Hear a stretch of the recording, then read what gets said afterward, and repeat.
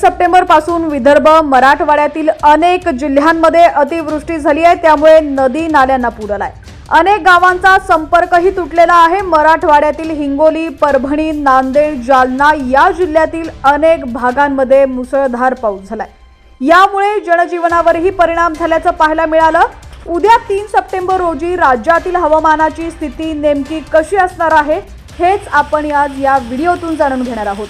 त्याआधी तुम्ही HPN Marathi news channel पहिल्यांदाच पाहत असाल आणि अजूनही चॅनलला सबस्क्राइब केलं नसेल तर नक्की सबस्क्राइब करा, जेणेकरून आमचे अपडेट्स लवकरात लवकर तुमच्यापर्यंत पोहोचतील।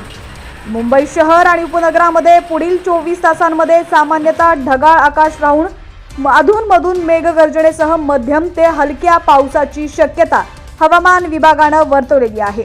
मुंबईतील कमाल तापमान 30 डिग्री सेल्सिअस तर किमान तापमान हे 27च्या आसपास असणार आहे।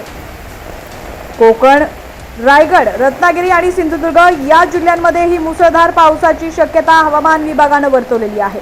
दुसरीकडे पश्चिम महाराष्ट्रातील पुणे, सातारा, कोल्हापूर या जिल्ह्यांमध्ये ही अति मुसळधार पावसाचा इशारा तर सांगली आणि सोलापूर जिल्ह्यात मध्यम पावसाची शक्यता वर्तवण्यात आली आहे। उत्तर महाराष्ट्राचा विचार केला असता नंदुरबार आणि धुळे या जिल्ह्याला रेड अलर्ट देण्यात आलाय, तर जळगावमध्ये देखील पाऊस आपली दमदार हजेरी लावणार असल्याचं पाहायला मिळत आहे।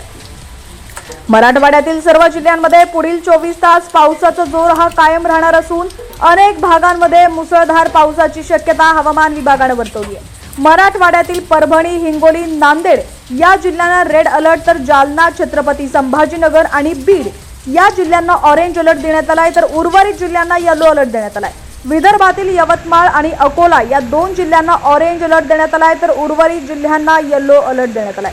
त्यामुळे विदर्भातील जिल्ह्यांमध्येही पुढील 24 तासांमध्ये अनेक ठिकाणी मुसळधार पावसाची शक्यता आहे। दरम्यान तुमच्या भागातील पावसाची परिस्थिती काय आहे ती देखील आम्हाला कमेंट सेक्शनमध्ये नक्की कळवा।